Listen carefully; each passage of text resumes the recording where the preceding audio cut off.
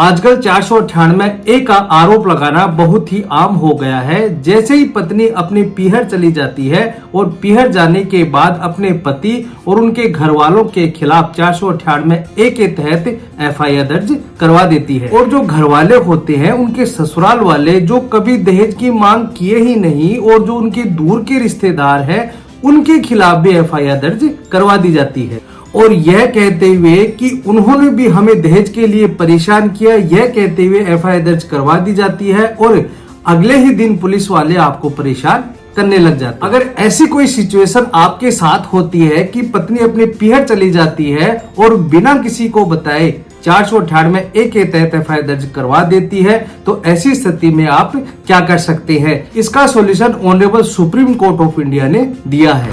आज हम बात करेंगे 498 से संबंधित नया कानून क्या है, साथ ही साथ हम बात करेंगे कि आप किस प्रकार से एक पिटीशन लगाकर 498 की एफआईआर को रद्द करवा सकते हैं। तो जानने के लिए बने रहे वीडियो के अंत तक। मैं हेमंत सेन एडवोकेट और आप देख रहे हैं हेमंत LLB लॉ। वीडियो अच्छा लगा तो प्लीज इसे लाइक करें।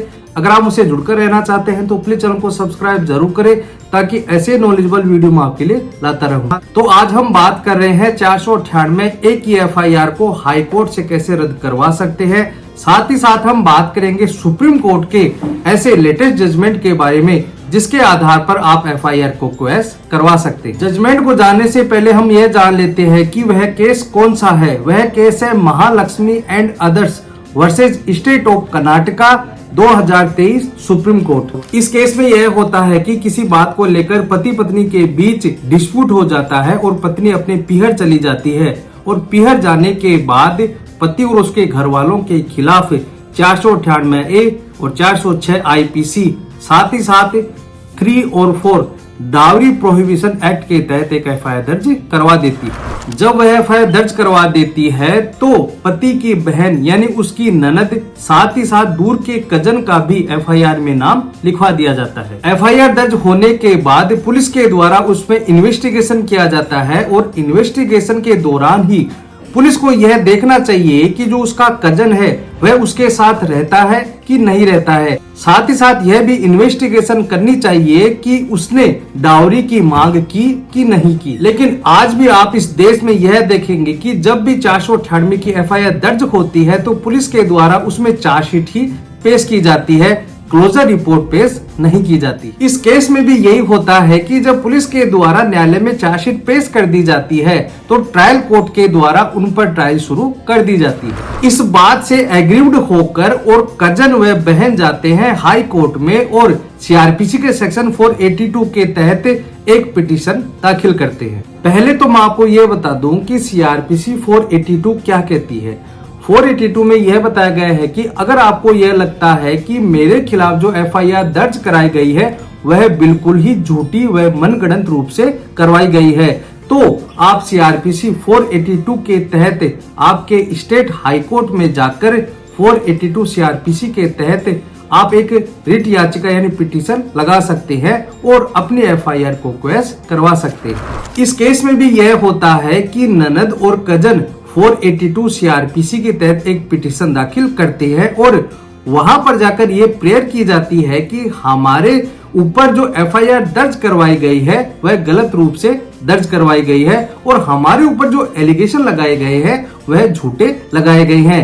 इस प्रकार से एफआईआर और चार्जशीट दोनों को ही रद्द किया जाए। साथ ही साथ हाई कोर्ट के द्वारा उसमें किसी भी प्रकार का इंटरफेयर नहीं किया जाता है और एफआईआर को रद्द करने से मना कर दिया जाता है। हाई कोर्ट ने कहा कि हम इस स्टेज पर यह नहीं देख सकते कि आपके खिलाफ जो एफआईआर दर्ज करवाई गई है वह रद्द होगी कि नहीं होगी।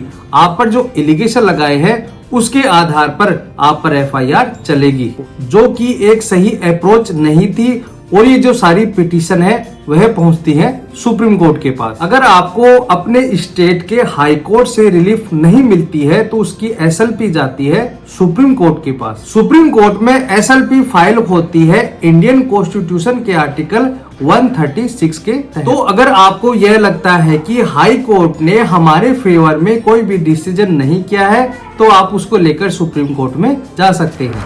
इस केस को लेकर वह जाते हैं सुप्रीम कोर्ट के पास और सुप्रीम कोर्ट ने कई जजमेंट का हवाला भी दिया है और यह बात कहते हैं कि किसी भी एफआईआर में झूठे व मनगढ़ंत एलिगेशन नहीं होने चाहिए बल्कि स्पेसिफिक एलिगेशन होने चाहिए। अगर आप एफआईआर में यह लिखवा देते हैं कि पति के भाई व बहन भी जिम्मेदार हैं तो मात्र यह कहने से एफआईआर नहीं चलेगी। अगर आपसे किसी ने दहेज की मांग की है, आपको मेंटली टॉर्चर किया है, मेंटली हरास किया है, तो इसके लिए आपको सबूत देना होगा। अगर आप ऐसा कोई भी सबूत नहीं देते हैं तो इस ग्राउंड पर आपके एफआईआर को रद्द कर दिया जाएगा और वह एफआईआर नहीं चलेगी। सुप्रीम कोर्ट ने इस फैक्ट को देखा और पाया कि जो बहन थी वह इंडिया से बाहर यानी विदेश में रहती थी। कभी कभार ही पति पत्नी जब रहते थे उनके पास आती थी और वह वापस चली जाती थी। सुप्रीम कोर्ट ने यह कहा कि एफआईआर में ननद पर यह एलिगेशन लगाए गए थे कि ननद ने मेरे को बुरा भला कहा और साथ ही मेरे पर सामान भी फेंक दिया। मात्र यह कहने से आप आईपीसी के सेक्शन 498 एक ही डेफिनेशन में नहीं आते हो और आपके खिलाफ जो एफआईआर दर्ज करवाई गई है उसे रद्द किया जाना चाहिए। बाकी जो कजन थे और पिटिशनर थे उनका नाम तो इसलिए डाला गया था जब पति पत्नी के बीच में पहले राजीनामा हुआ था, वह लोग राजीनामा जब हुआ था वह उनके साथ में बैठे थे। जो शिकायत करता थी जो पत्नी थी एफआईआर में यह एलिगेशन लगाती है कि जब हमारा राजीनामा हो रहा था पंचायत में तो पंचायत में बैठे बैठे ही उन्होंने मेरे साथ दहेज की मांग की और इस प्रकार से इनके खिलाफ भी एफआईआर चलनी चाहिए। सुप्रीम कोर्ट ने कहा कि जो एफआईआर दर्ज करवाई गई थी तो दर्ज करवाने के साथ ही पत्नी की क्या मंशा थी यह देखने को मिलता है। पत्नी केवल अपने ससुराल वालों को हैरान व परेशान करना चाहती थी। फाइनली सुप्रीम कोर्ट के द्वारा अपने सारे जजमेंट का हवाला देते हुए, क्योंकि सारे एलिगेशन फॉल्स है यानी झूठे हैं, पत्नी ने उसकी पर्सनल लाइफ ने किसी ने भी इंटरफेयर नहीं किया और ना ही दहेज के लिए पत्नी को कभी परेशान किया। इसलिए हम यहीं पर एफआईआर और चार्जशीट को रद्द करते हैं और उनके खिलाफ किसी भी प्रकार की ट्रायल नहीं चलेगी। तो इस प्रकार से अगर आपको यह लगता है कि आपके खिलाफ बिना सबूत के झूठी एफआईआर दर्ज करवा दी गई है तो आप हाई कोर्ट में जाकर सीआरपीसी के सेक्शन 482 के तहत आप अपने एफआईआर को रद्द करवा सकते हैं। साथ ही साथ आप इस जजमेंट का हवाला भी दे सकते हैं। तो दोस्तों आज के लिए इतना ही। वीडियो अच्छा लगा हो तो प्लीज इसे लाइक करें। अगर आप मुझसे जुड़कर रहना चाहते हैं तो प्लीज चैनल को सब्सक्राइब जरूर करें ताकि ऐसे ही नॉलेजेबल वीडियो मैं आपके लिए लाता रहूं। धन्यवाद।